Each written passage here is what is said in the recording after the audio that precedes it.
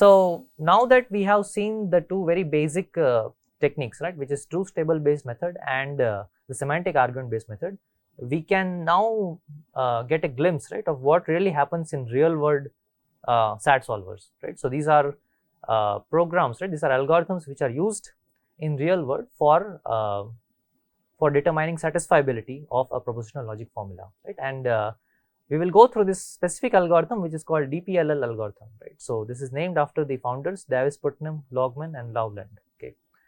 So this algorithm is going to combine both the approaches that we have seen, right. So it's going to use some concepts from the truth table based approach and some concepts from the deductive approach, right, the semantic argument based approach, but it's going to combine them together, right.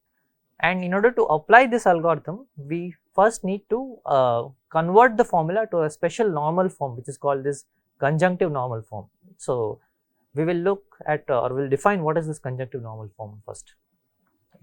And this algorithm is important because it is the basis of modern SAT solvers, right. So modern SAT solvers which can actually solve formulas, right, involving millions of propositional variables, right, they use this particular algorithm. Okay.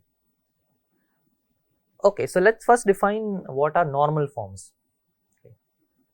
So quite simply, right, a normal form of a formula is a syntactic restriction, right, that you are placing on a formula. Right. So you are saying, so if you have a given formula f, right, in general you can so this formula f, right, can contain all the possible logical connectives, right, and or not, implication by implication and so on, right, in any form. Okay. But when you talk about a specific normal form, you are going to place some restrictions on it, right. So a normal form of a formula f is another equivalent formula which is f prime, which obeys some syntactic restrictions, right. So notice this use of the word equivalent, right. So we have defined equivalent formula before, right. So two formulas are equivalent if and only if, right. So give this f by implication f prime, right. If this formula is valid, then we say that f and f prime are equivalent, right, which means that if I is an interpretation of f, then I should also be an interpretation of f prime and vice versa, right. So given this formula f, which may not have any syntactic restriction, right, so which would basically use the grammar of the entire propositional logic, we are going to generate an equivalent formula f prime, but that formula is going to satisfy some syntactic restrictions. So depending on what are the syntactic restrictions, there are three different kinds of normal forms, right. So first we have the negation normal form. The negation normal form places a very simple restriction, right. So it says that you can use only three logical connectives, right, which are this negation and an or. Okay. So you are not allowed to use implication and you are also not allowed to use by implication. And moreover, this negation should only be applied to literals. So you cannot apply negation to formulas, right, to entire formulas. Okay. So that's so if a formula obeys this particular syntactic restriction, then it is said to be in negation normal form. Okay. So we already know, right, that something like f implies g, this is actually equivalent to not of f or g. Okay. Similarly, we have also seen this equivalence, right. So f by implication g, this is equivalent to what, f and g, or not of f and not of g. Okay. So you can use these equivalences, right, in order to convert a formula f into its negation normal form, right. So wherever you see implication, you can replace this formula f implies g with this formula, right, not of f or g. Similarly, wherever you see by implication, you can replace it with this particular formula, right. So in this way we can get rid of the implications and the by implications that are used in the formula and convert it into NNF, right. Similarly, if you have a negation, let's say, which is applied to some formula, right, which is say negation of f and g, we have seen the De Morgan's law as well, right. So this is equivalent to not of f or not of g. Okay. So you can push the negation inside. So this formula is not in NNF, right, because negation is not applied to a literal, right. Negation is applied to a sub formula, but this formula is in NNF. Okay. And you can use these three equivalences, right, 1, 2 and 3, in order to convert formulas which are not in NF into equivalent formulas which are in NNF. Okay.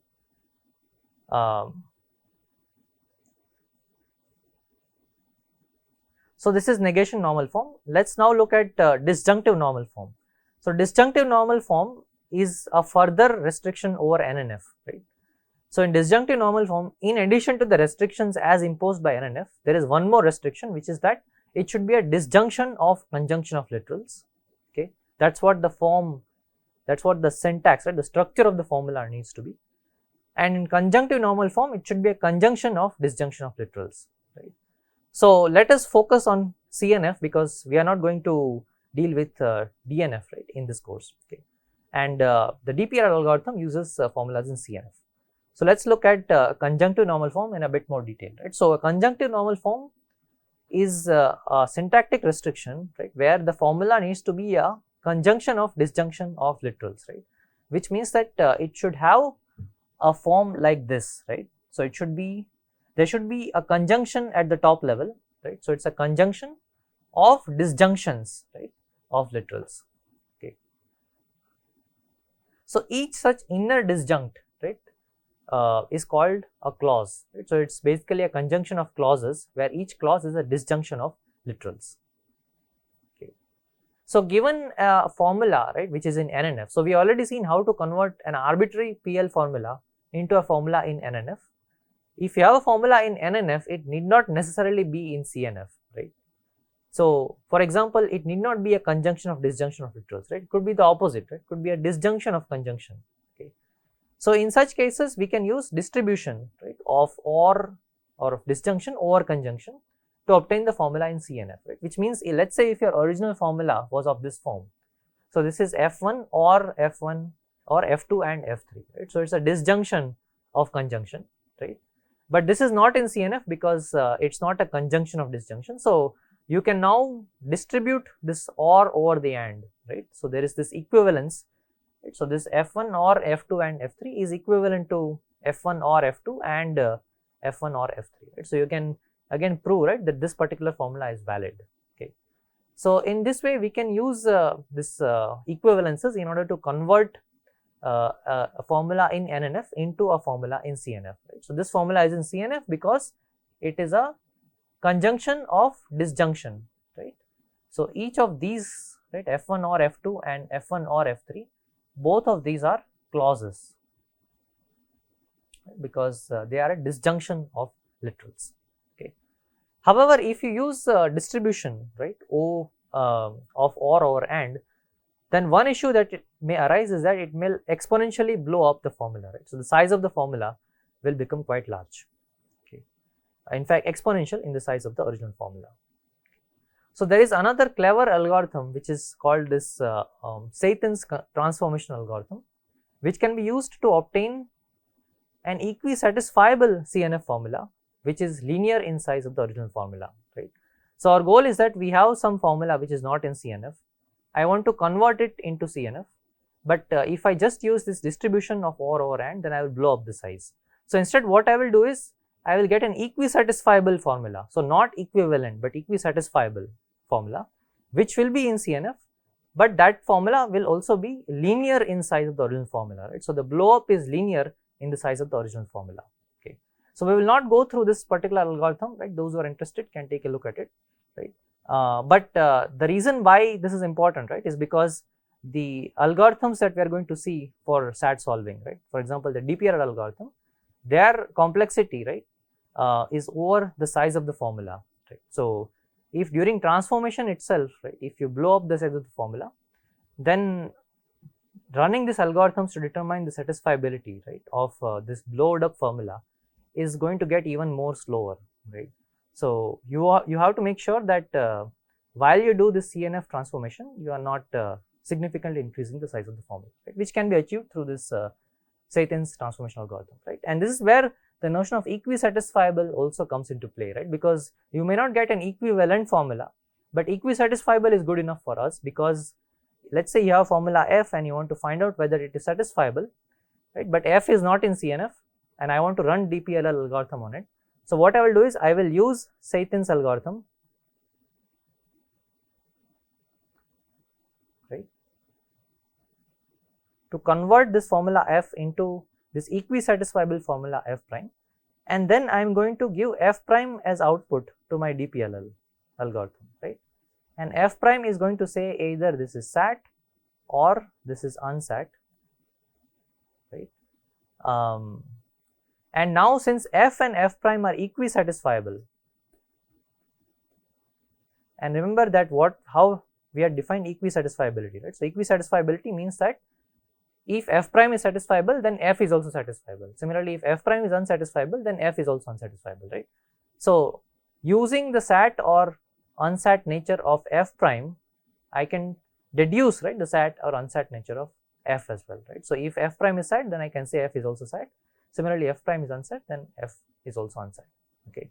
So we don't need equivalence, right, when you do this conversion, but equisatisfiability is good enough for our purpose. Okay. So now we will gradually build towards the DPLL algorithm, right? So as a first step towards building the DPLL algorithm, we are first going to introduce, or rather reintroduced, this truth table based method, but in a slightly different avatar, right? So earlier, right, we have seen that the truth table based method, what it does is it simply enumerates all possible interpretations, right? And for each interpretation, it will evaluate the formula over that interpretation, right? So here is a systematic way of enumerating over all possible interpretations. Okay. So this is the truth table based method, but in an algorithmic form. Okay. So this algorithm, right, which we call as the SAT algorithm, it takes as input a formula f, which is in propositional logic, right? It will return true if the formula is satisfiable and false if the formula is unsatisfiable. Okay. So the first two cases, right, are quite straightforward, right? So if f, the formula f, right, that you have taken as input, that this algorithm has taken as input, itself is the formula true, right, then obviously we know it is satisfiable, right, because every interpretation is a model of true. Similarly, if the formula f is bought, right, which is false, then you also know that then obviously no interpretation, right, is a model of the formula false, and therefore you can return false. Okay. So these are the two simple base cases, right, where the formula is either true or false, right? Otherwise, if the formula is not true or false, then it will have some propositional variables, right? It will use some logical connectives and so on, right? So this particular method places no syntactic restrictions as such. Okay. So now what we do is we will choose some variable, right? So this is non-deterministic. So you say you choose some variable p in that formula f, right, and simply assign that variable value true and then a value false. Okay. So what we are doing here, right, is that we are replacing every occurrence of p in the formula with the truth value true. Okay. And the resulting formula that you get, you are going to recursively call the SAT procedure on it. Okay. And similarly, there is another recursive call where we will replace every occurrence of the variable p with the truth value false, right? So in the formula f, wherever p appears, we'll just replace it with the truth value false, right? And then we will again call the SAT procedure on that on the resulting formula, right? But there is one more step we will do, right, which is that after you do, right, in both these cases, after you do the substitution, you are going to also simplify, right? So in general, this notation, right, f g slash p, what it means is that g replaces every occurrence of p in f, right? So in the above two cases, right, g is either true or false, while you are taking the propositional variable p, right?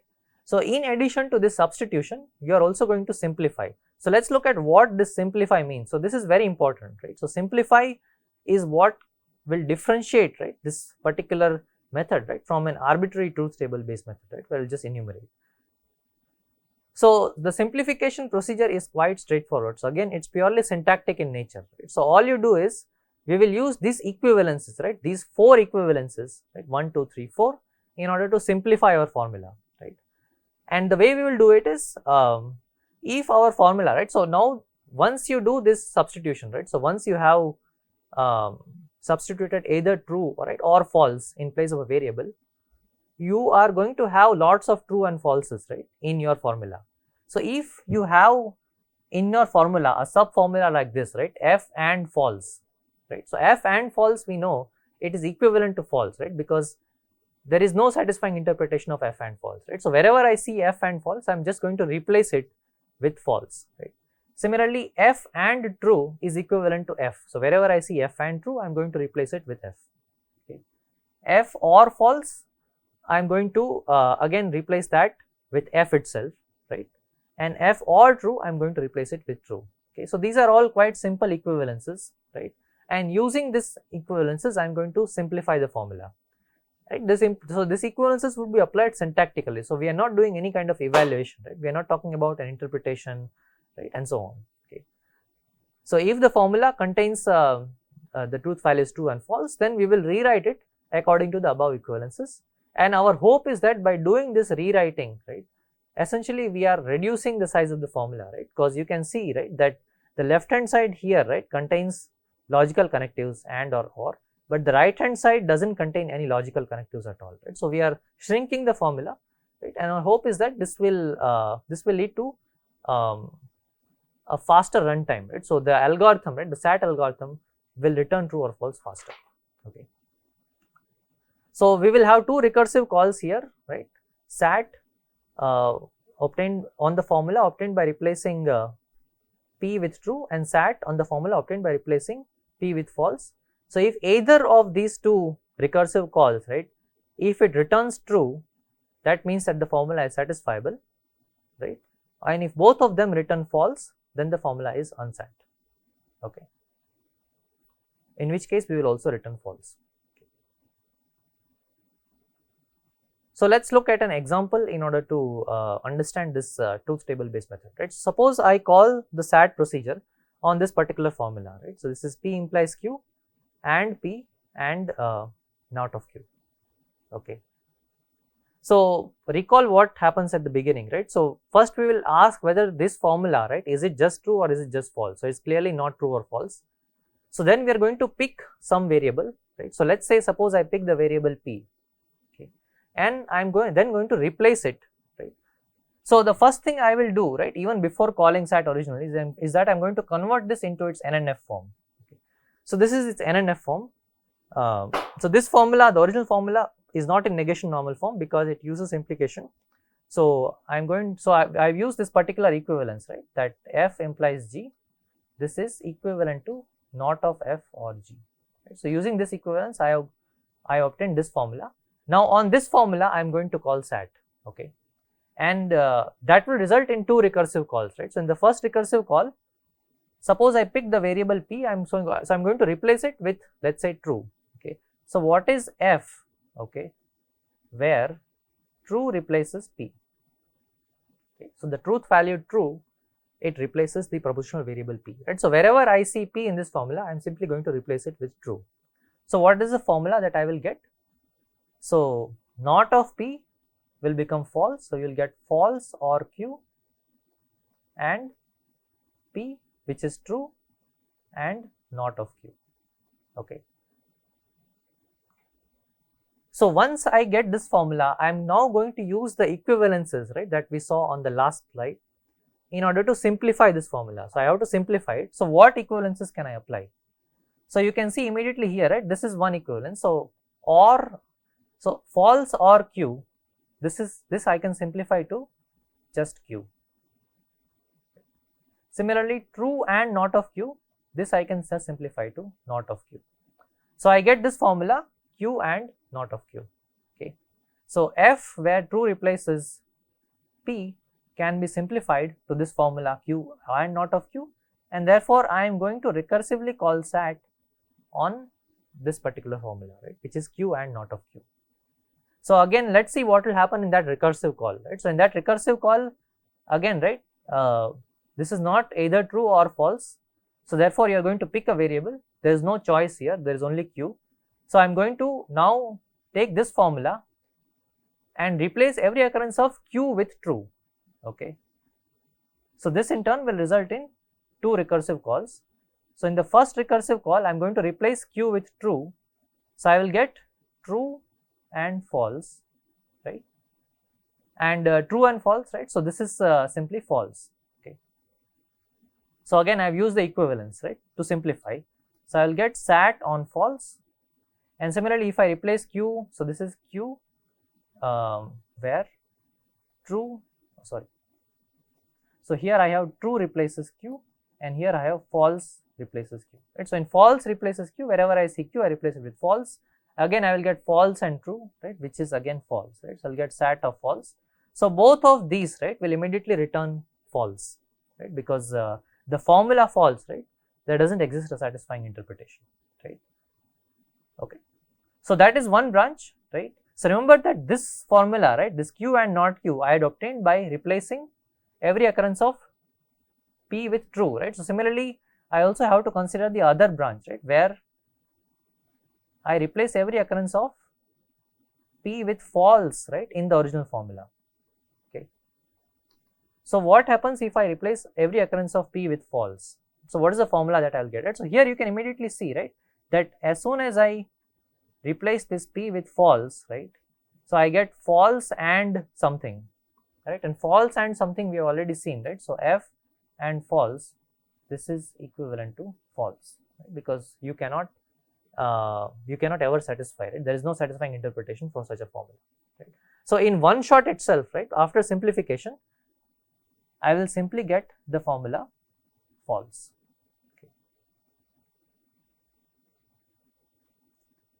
So this is the tree, right, which shows the various recursive calls, right, and so we have just seen we've just gone through this whole execution, right. So p replacing true, you will get this recursive call on q and not q, which will further result in two more recursive calls. While p replaces false, you can directly, right, you will not have any recursive call here, right? So you will just get false. Okay. So what that means is that in every branch, right, in every recursive call of this SAT procedure, we have the value that was returned was false, which means that this particular formula is unsatisfiable. Okay.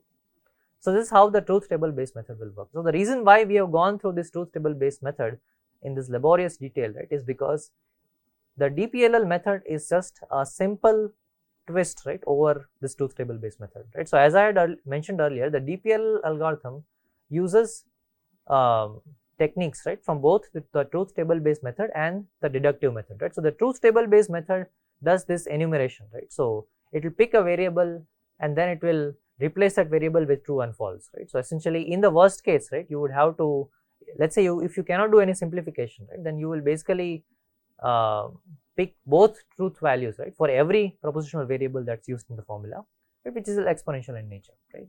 So in order to speed up this procedure, right, we are going to use some deduction now, right, and the goal is that we will deduce new facts, okay, and using those new facts our goal is to quickly find out whether some formula is satisfiable or unsatisfiable, right. So the goal is to make this procedure as efficient as possible, okay.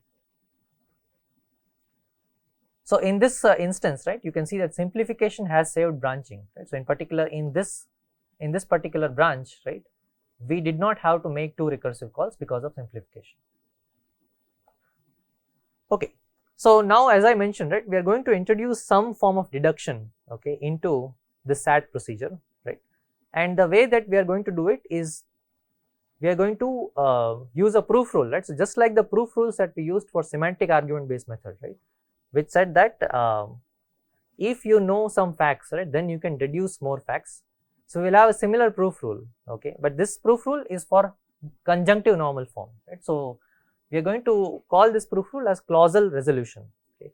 So we know that in conjunctive normal form, right, recall that in conjunctive normal form a formula is a conjunction of clauses, right, it's a conjunction of disjunctions, okay. So a formula in CNF is going to be of this form f1 and f2 and f3 and dot dot dot up to fn, right. So it's going to be a conjunction of all these clauses where each such clause is going to be a disjunction, okay. So if I have an interpretation I, right, suppose I want to find out whether such a formula is satisfiable or not, okay. So if I want to find out whether such a formula is satisfiable or not, if I is an interpretation, right, of this formula in CNF, then I also has to be an interpretation of every clause in the formula, right. So if I is a model of f1 and f2 and dot dot dot up to fn, right, then I know that I has to be a model of F1, I has to be a model of F2, and so on, I has to be a model of Fn, right. So in fact, this is using the proof rule for conjunction, right, that we had seen in semantic argument based method. So we will have facts like this, right, that I is a model of lots of clauses, okay.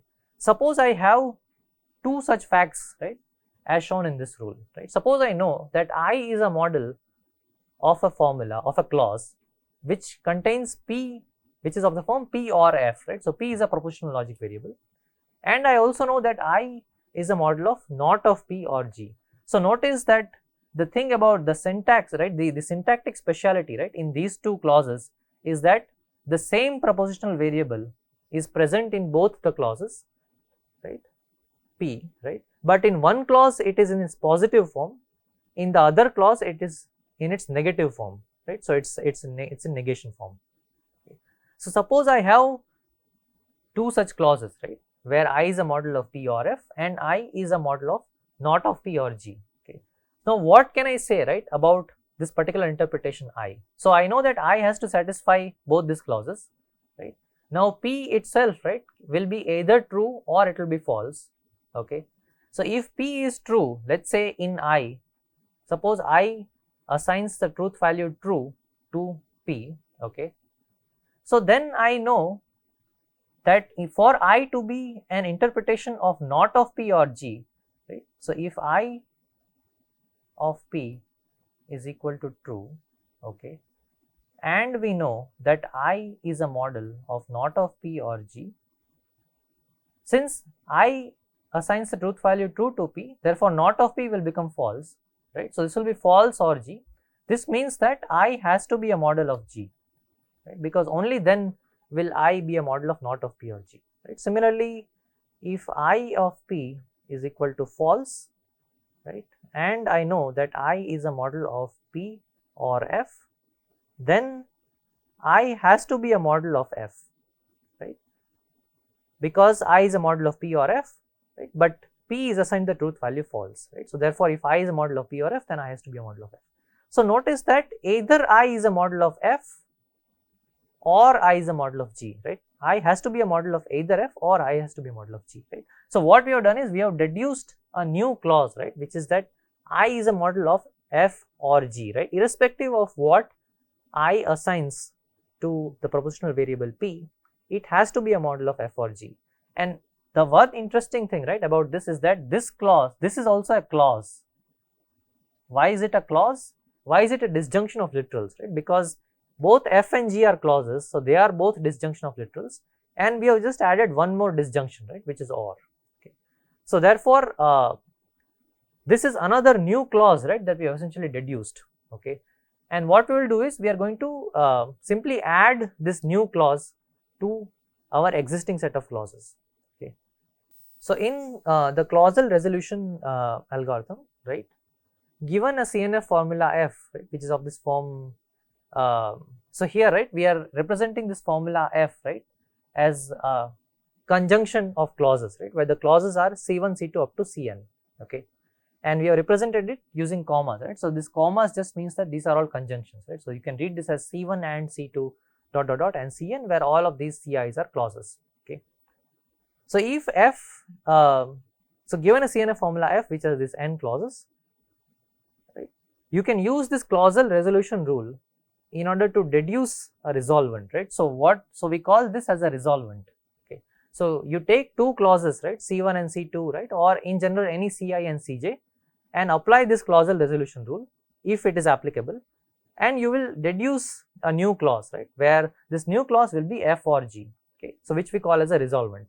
So if C prime is a resolvent that is deduced from F, right, then we are just going to add this new resolvent C prime into the formula F, right. So we will construct a new formula F prime, which is again in C and F, right. So it contains all the clauses of the original formula, and in addition it also contains this one clause extra, right, which is the resolvent, which is C prime, and we can show that this F prime is going to be equivalent to F, okay, which means that if I want to determine satisfiability of F, I might as well determine satisfiability of F prime, right, because F and F prime are both equivalent to each other.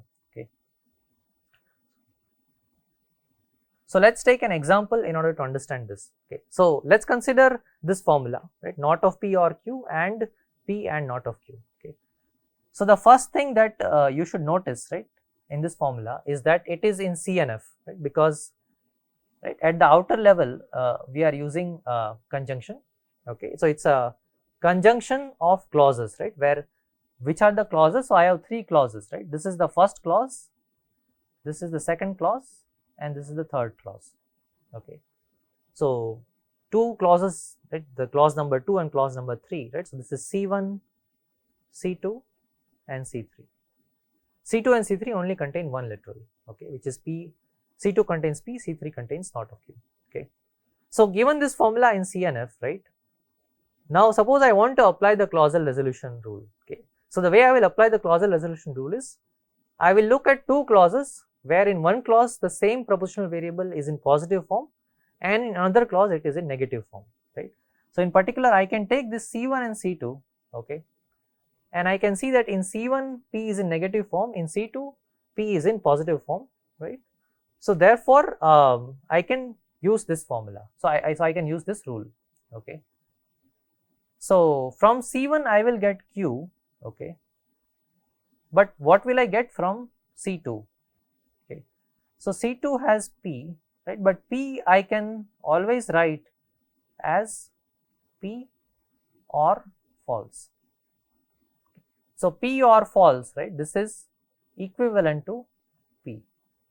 Okay, so from C2 I am going to get false. Okay, so I will get Q or false as my resolvent.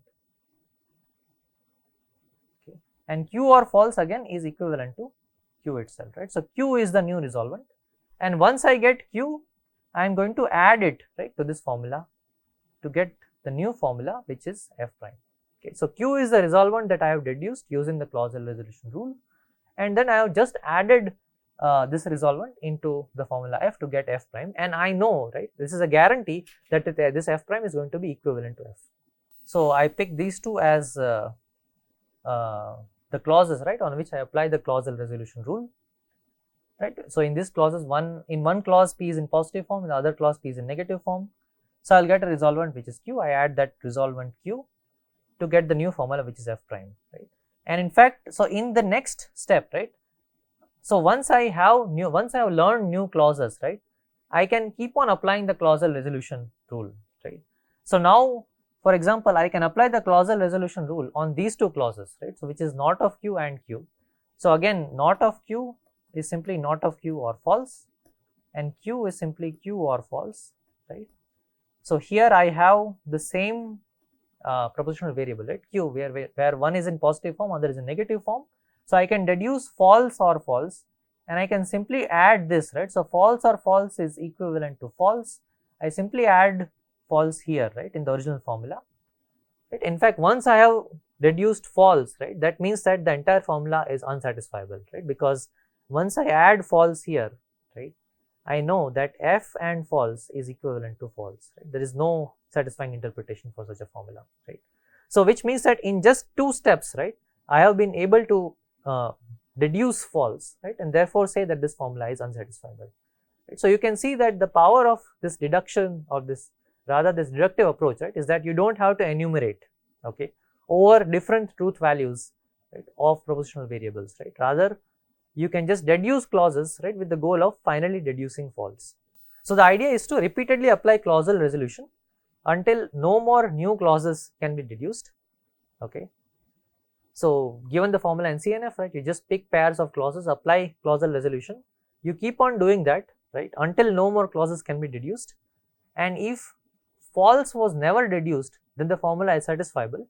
On the other hand, if you deduce false, then the formula is unsatisfiable, right. So this is the clausal resolution based technique for satisfiability.